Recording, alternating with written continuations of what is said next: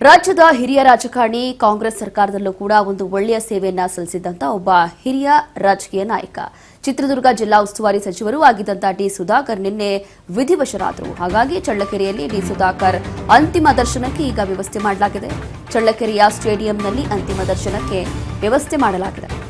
ಬೆಳಗ್ಗೆ 8 ಗಂಟೆಯಿಂದ ಮಧ್ಯಾಹ್ನ 3ರವರೆಗೆ ಅಂತಿಮ ದರ್ಶನದ ಅವಕಾಶ ಇರುತ್ತೆ. ಸ್ವಗೃಹದಿಂದ ಸ್ಟೇಡಿಯಂಗೆ ಪಾರ್ಥಿವ ಶರೀರ ಶಿಫ್ಟ್ ಮಾಡಲಾಗಿದೆ. ಸಂಜೆ 4 ಗಂಟೆಗೆ ಸಚಿವ ಡಿ ಸುಧಾಕರ್ ಅಂತ್ಯಕ್ರಿಯೆ ನಡೆಯುತ್ತೆ. ಹೀಗೆ ನಿನ್ನೆ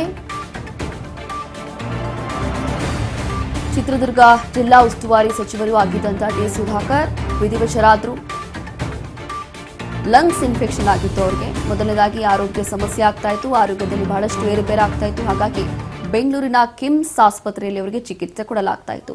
ಐಸಿಯುನಲ್ಲೇ ಇಟ್ಟು ಅವರಿಗೆ ಚಿಕಿತ್ಸೆ ಕೊಡಲಾಗ್ತಾ ಇತ್ತು. ಆದರೆ ಲಂಗ್ಸ್ ಅಂತಂದ್ರೆ ಶ್ವಾಸಕೋಶದ ಸಮಸ್ಯೆ ಜಾಸ್ತಿ ಆಗಿರೋದ್ರಿಂದ ಚಿಕಿತ್ಸೆ ಫಲಕಾರಿಯಾಗದೆ 65ನೇ ವಯಸ್ಸಿನಲ್ಲಿ ಅವರು ವಿಧಿವಶರಾಗ್ತಾರೆ ನಿನ್ನೆ. ಅದಾದ ನಂತರ ಒಂದು ರೀತಿಯಾಗಿ ಇಡೀ ನಮ್ಮ ರಾಜ್ಯ ರಾಜಕೀಯದಲ್ಲಿ ಕರಿಛಾಯೆ ಆವರಿಸಿರುವಂಥದ್ದು.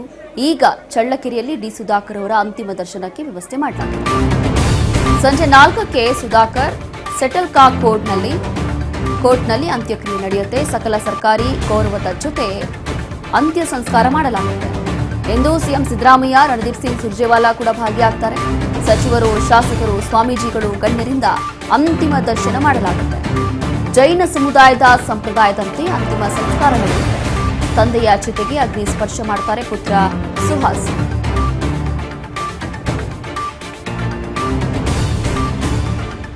ಇಂದು ಸಿಎಂ ಸಿದ್ದರಾಮಯ್ಯ, ರಣದೀಪ್ ಸಿಂಗ್ ಸುರ್ಜೇವಾಲಾ, ಅದಾದ ನಂತರ ಕಾಂಗ್ರೆಸ್ನ ಹಲವು ಶಾಸಕರು, ಸಚಿವರು ಎಲ್ಲರೂ ಕೂಡ ಅಂತಿಮ ದರ್ಶನಕ್ಕೆ ಆಗಮಿಸ್ತಾರೆ. ಅದರಲ್ಲೂ ಕೂಡ ಈ ದೃಶ್ಯಗಳಲ್ಲಿ ಗಮನಿಸ್ತಾ ಇದ್ದೀವಿ. ಬಹುಮುಖ್ಯವಾಗಿ D Sudhakar DCM D K Shivakumar ಅವರಿಗೆ ಬಹಳ ಆಪ್ತರಾಗಿದ್ರು, ಬಹಳ ಆಪ್ತರಾಗಿದ್ರು, ಅವರ ಸ್ನೇಹಿತರಾಗಿದ್ರು. ಹಾಗಾಗಿ ಅಂತಿಮ ದರ್ಶನವನ್ನ ಪಡೆದಿದ್ದಂತ ಡಿಕೆಶಿ ಬಿಕ್ಕಿ ಅತ್ತಿರ್ತಾರೆ, ಕಣ್ಣೀರು ಹಾಕಿರ್ತಾರೆ. ಅದಾದ ನಂತರ ಸಿಎಂ ಸಿದ್ದರಾಮಯ್ಯ ಅವರು ಕೂಡ ಅವರಿಗೆ ಸಂತಾಪವನ್ನು ಸೂಚಿಸ್ತಾರೆ. ಇಲ್ಲಿ ಬೆಂಗಳೂರಿನ ಕೆಪಿಸಿಸಿ ಕಚೇರಿಯಲ್ಲೂ ಕೂಡ ಅವರ ಪಾರ್ಥಿವ ಶರೀರವನ್ನ ಇಟ್ಟು ನಿನ್ನೆ ಅಂತಿಮ ದರ್ಶನಕ್ಕೆ ಅವಕಾಶ ಕೂಡ ಮಾಡಲಾಗಿತ್ತು. ಅದಾದ ನಂತರ ಆ ಒಂದು ಪಾರ್ಥಿವ ಶರೀರವನ್ನ ಚಿತ್ರದುರ್ಗಕ್ಕೆ ರವಾನಿಸಲಾಗಿತ್ತು. ಹೀಗೆ ಡಿಸಿಎಂ ಡಿ ಕೆ ಶಿವಕುಮಾರ್ ಕೂಡ ಕಣ್ಣೀರು ಹಾಕಿದ್ರು ಅಂತಿಮ ದರ್ಶನದ ಸಂದರ್ಭದಲ್ಲಿ. ಕಾರಣ ಏನು ಅಂತಂದ್ರೆ ಒಂದು ಜಾತಿ ರಾಜಕೀಯ ಅನ್ನುವಂತ ನಡೀತಾ ಇದೆ ಈ ಸಂದರ್ಭದಲ್ಲಿ. ಒಂದು ಒಳ್ಳೆ ರಾಜಕಾರಣಿ. ಮತ್ತಷ್ಟು ಡೀಟೇಲ್ಸ್ ಕೊಡ್ತಾರೆ ನಮ್ಮ ಪ್ರತಿನಿಧಿ ರಾಕೇಶ್. ಈಗ ಚಿತ್ರದುರ್ಗದಲ್ಲಿ ಇವತ್ತು ಅಂತ್ಯಕ್ರಿಯೆ ನಡೀತಾ ಇದೆ ಡಿ ಸುಧಾಕರ್ ಅವ್ರದ್ದು. ಹಾಗಾಗಿ ಎಲ್ಲಾ ರಾಜಕೀಯ ನಾಯಕರು ಕೂಡ ಬರ್ತಾ ಇದ್ದಾರಂತೆ. ಇನ್ನ ಅವರ ಕುಟುಂಬದ ಪರಿಸ್ಥಿತಿ ಹೇಗಿದೆ? ಇನ್ನ ಎಷ್ಟು ಗಂಟೆ ಅಷ್ಟರಲ್ಲಿ ಈ ಒಂದು ಅಂತ್ಯಕ್ರಿಯೆ ಎಲ್ಲ ಮುಗಿಯುತ್ತೆ?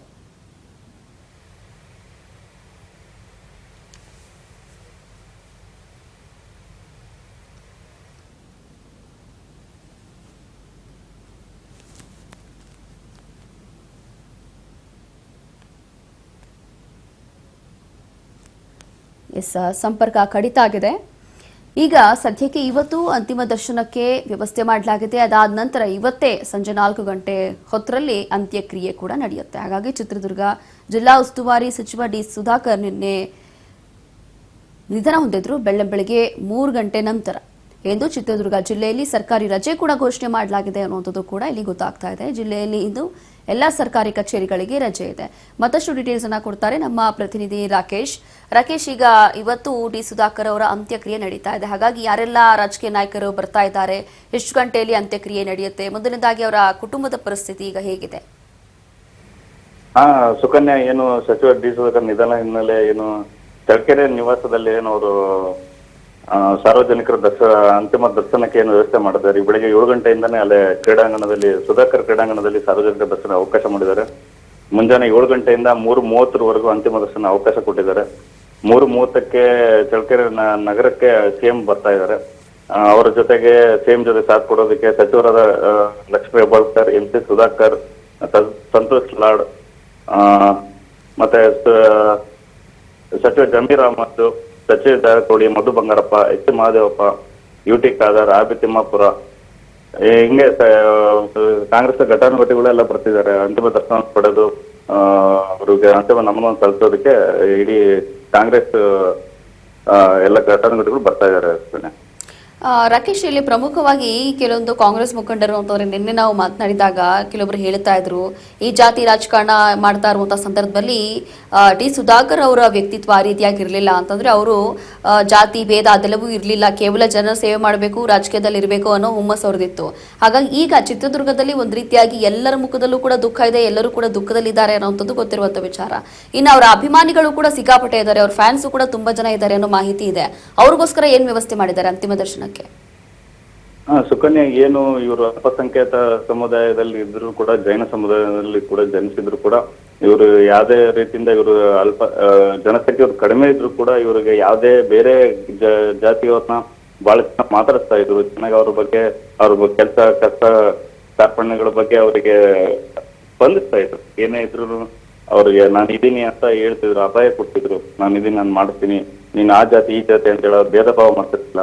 ಎಲ್ಲರಿಗೂ ಅಜಾತ ಶತ್ರು ಅಂತಾನೆ ಕರಿತಾ ಇದ್ರು ಅವ್ರ ಅಭಿಮಾನಿಗಳೆಲ್ಲ. ಏನೇ ಹೋದ್ರು ಕೆಲಸ ಆಗುತ್ತೆ ಅವ್ರ ಹತ್ರ ಅಂತ ಹೇಳ್ಬೋದು ಭರವಸೆ ಇಟ್ಕೊಂಡು ಜನಗಳು ಅವ್ರ ಹತ್ರ ಬರ್ತಾ ಇದ್ರು ಅಂತಾನೆ ಹೇಳ್ಬೋದು ಸುಕನ್ಯಾ. ಥ್ಯಾಂಕ್ ಯು ರಾಕೇಶ್, ನಿಮ್ಮೆಲ್ಲ ಡೀಟೇಲ್ಸ್ಗಾಗಿ.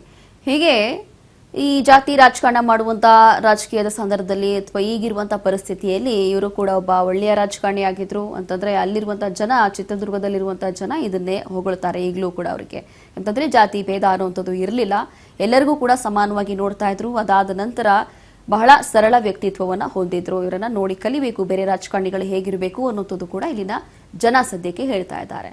ಒಟ್ಟಿನಲ್ಲಿ ಈಗ ರಾಜ್ಯ ರಾಜಕೀಯದಲ್ಲಿ ಒಂದು ತುಂಬಲಾರದ ನಷ್ಟ ಈಗ ಸದ್ಯಕ್ಕೆ. ಹಾಗಾಗಿ ಸಿಎಂ ಸಿದ್ದರಾಮಯ್ಯ ಇರ್ಬೋದು ಅಥವಾ ಶಾಸಕರು, ಸಚಿವರು, ಕಾಂಗ್ರೆಸ್ನ ಹಿರಿಯ ನಾಯಕರು ಎಲ್ಲರೂ ಕೂಡ ಈಗ ಇವತ್ತು ಅವರ ಅಂತಿಮ ದರ್ಶನಕ್ಕೆ, ಅಂತ್ಯಕ್ರಿಯೆಗೆ ಭಾಗಿಯಾಗ್ತಾರೆ.